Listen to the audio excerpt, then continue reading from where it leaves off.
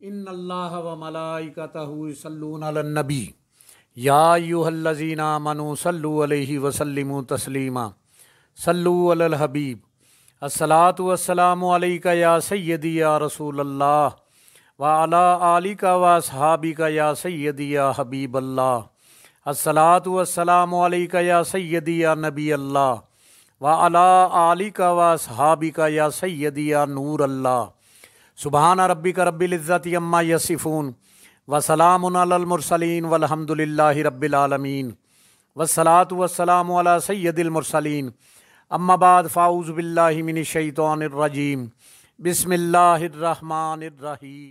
ایک تاریخی مناظرہ یہ نمرود اور حضرت ابراہیم علیہ السلام کا مناظرہ ہے، جس کی روداد قرآن پاک میں مذکور ہے۔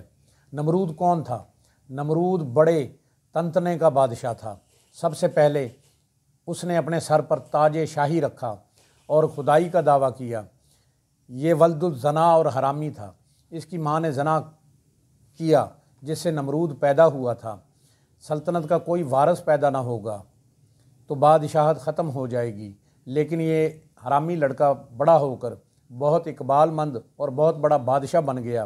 مشہور ہے کہ پوری دنیا کی بادشاہی صرف 4 ہی شخصوں کو ملی ہے، جن میں سے 2 مومن تھے اور 2 کافر تھے۔ حضرت سلیمان علیہ السلام اور حضرت ذوالقرنین علیہ السلام مومن ہوئے ہیں، اور نمرود اور بخت نصر یہ دونوں کافر تھے۔ نمرود نے اپنی سلطنت بھر میں یہ قانون نافذ کر دیا تھا کہ اس نے خوراک کی تمام چیزوں کو اپنی تحویل میں لے لیا تھا۔ یہ صرف انہی لوگوں کو خوراک کا سامان دیا کرتا تھا جو لوگ اس کی خدائی کو تسلیم کرتے تھے۔ چنانچہ ایک مرتبہ حضرت ابراہیم علیہ السلام اس کے دربار میں غلہ لینے کے لیے تشریف لے گئے تو اس خبیث نے کہا، پہلے تم مجھ کو اپنا خدا تسلیم کرو، جبھی میں تم کو غلہ دوں گا۔ حضرت ابراہیم علیہ السلام نے بھرے دربار میں اعلان فرما دیا کہ تو جھوٹا ہے اور میں صرف ایک خدا کا پرستار ہوں جو وحدہ لا شریک ہے۔ یہ سن کر نمرود آپے سے باہر ہو گیا اور آپ کو دربار سے نکال دیا اور ایک دانہ بھی نہیں دیا۔ آپ اور آپ کے چند متقدین جو مومن تھے بھوک کی شدت سے پریشان ہو کر جا بلب ہو گئے۔ اس وقت آپ ایک تھیلا لے کر ایک ٹیلے کے پاس تشریف لے گئے اور تھیلے میں ریت بھر کر لائے اور اللہ رب العزت سے دعا مانگی تو وہ ریت آٹا بن گئی، اور آپ نے اس کو اپنے متبعین کو کھلایا اور خود بھی کھایا۔ پھر نمرود کی دشمنی اس حد تک بڑھ گئی کہ اس نے آپ کو آگ میں ڈلوا دیا، مگر اللہ کی قدرت سے وہ آگ بھی آپ پر گلزار بن گئی اور آپ سلامتی کے ساتھ اس آگ سے باہر نکل آئے اور اعلان نمرود کو جھوٹا کہہ کر خدائے وحدہ لا شریک کی توحید کا چرچا کرنے لگے۔ نمرود نے آپ کے کلمہ حق سے تنگ آ کر ایک دن آپ کو اپنے دربار میں بلایا اور حسب ذیل مکالمہ بصورت مناظرہ شروع کر دیا۔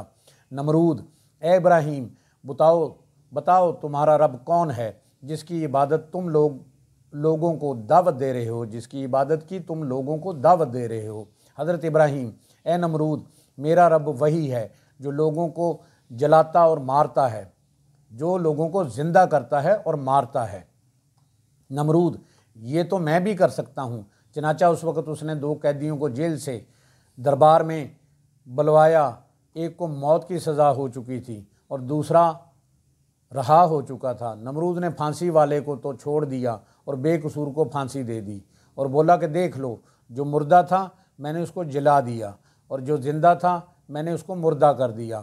حضرت ابراہیم علیہ السلام نے سمجھ لیا کہ نمرود بالکل ہی احمق اور نہایت ہی گھامڑ آدمی ہے جو جلانے اور مارنے کا یہ مطلب سمجھ بیٹھا۔ اس لیے آپ نے اس کے سامنے ایک دوسری بہت ہی واضح اور روشن دلیل پیش فرمائی۔ چنانچہ آپ نے ارشاد فرمایا، اے نمرود، میرا رب وہی ہے جو سورج کو مشرق سے نکالتا ہے، اگر تو خدا ہے تو ایک دن سورج کو مغرب سے نکال دے۔ حضرت ابراہیم علیہ السلام کی یہ دلیل سن کر نمرود حیران رہ گیا اور کچھ بھی نہ بول سکا۔ اس طرح یہ مناظرہ ختم ہو گیا اور حضرت ابراہیم علیہ السلام اس مناظرہ میں فتح مند ہو کر دربار سے باہر تشریف لائے اور توحید الہی کا واضح اعلان فرمانا شروع کر دیا۔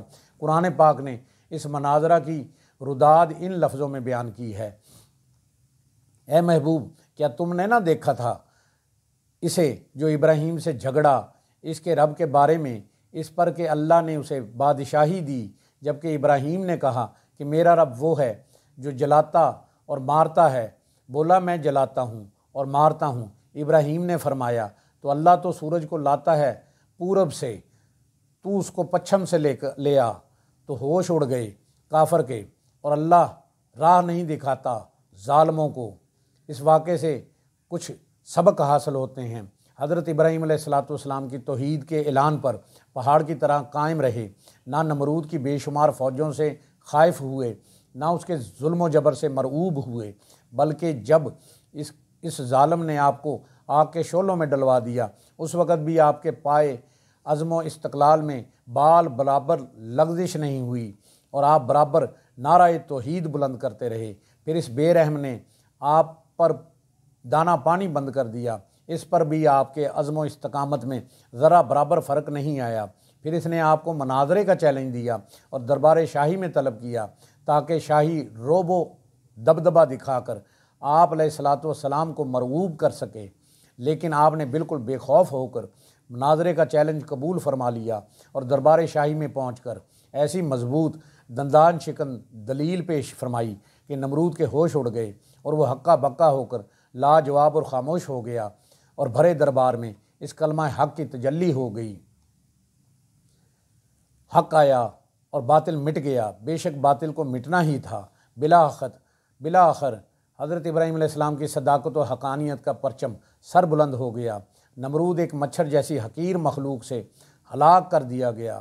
حضرت ابراہیم علیہ السلام کے اسوہ حسنہ سے علماء حق کو سبق لینا چاہیے کہ باطل پرستوں کے مقابلہ میں ہر قسم کے خوف و ہراس اور تکالیف سے بے نیاز ہو کر آخری دم تک ڈٹے رہنا چاہیے، اور یہ ایمان و یقین رکھنا چاہیے کہ ضرور نصرت خداوندی ہماری امداد و دستگیری فرمائے گی، اور بلاآخر باطل پرستوں کے مقابلہ میں ہم ہی فتح مند ہوں گے، اور باطل پرست یقیناً ہلاک و برباد ہو جائیں گے۔ یہ ایمان اور عقیدہ مضبوطی کے ساتھ رکھنے چاہیے کہ اللہ تعالی ہم حق پرستوں کو غیب سے روزی کا سامان دے گا، کیونکہ ظالم نمرود نے جب حضرت ابراہیم علیہ السلام کو غلہ دینا بند کر دیا اور ملک بھر میں ان کو کہیں ایک دانہ بھی نہیں ملا، تو اللہ تعالیٰ نے ریت اور مٹی کو ان کے لیے آٹا بنا دیا، اور اسلام کے اس عقیدہ کی حقانیت کا سورج چمک اٹھا۔ بے شک اللہ ہی بڑا رزق دینے والا ہے، قوت والا ہے اور قدرت والا ہے۔ بہرحال حضرت ابراہیم علیہ السلام کا یہ طرز عمل، آپ کا یہ اسوہ تمام حق پرست عالموں کے لیے چراغ راہ ہے، اور حقیقت یہ ہے کہ آپ کے اسوہ حسنہ پر عمل کرنے والے ضرور کامیابی سے ہنکرار ہوں گے۔ آج بھی ہو جو ابراہیم کا ایمان پیدا، آگ کر سکتی ہے انداز گلستاں پیدا۔ اللہ پاک سے دعا ہے جن سے وہ پیار کرتا ہے ہمیں ان کا ادب عطا کرے، اپنے نیک بندوں کی صحبت عطا فرمائے، ہمیں بادب بعمل عاشق رسول بنائے۔ اللہ کریم ہمیں راہ حق پر چلنے کی، حق بات کہنے کی، سننے کی اور اس پر عمل کرنے کی توفیق عطا فرمائے۔ ہم سب کی جان آقا کریم صلی اللہ علیہ وآلہ وسلم کا فرمان عالی شان ہے، جو شخص میری امت میں نیکی پھیلائے یا اچھی بات پہنچائے، اللہ اس سے پیار کرتا ہے اور جنت اس کا مقدر ہے۔ گناہ گار ہیں، بدکار ہیں، سیاہ کار ہیں میرے مولا، جو بھی ہیں تیرے محبوب کی امت میں سے ہیں۔ یا الہی کر کرم کروا کرم، دونوں جہاں میں رکھ شرم۔ جس کسی نے بھی دعا کے واسطے یا رب کہا، کر دے پوری آرزو ہر بے کس و مجبور کی۔ جس کسی نے بھی دعا کے واسطے یا رب کہا، کر دے پوری آرزو ہر بے کس و مجبور کی۔ آمین بجاہ نبی الکریم الامین، وآخر دعواہم ان الحمد للہ رب العالمین۔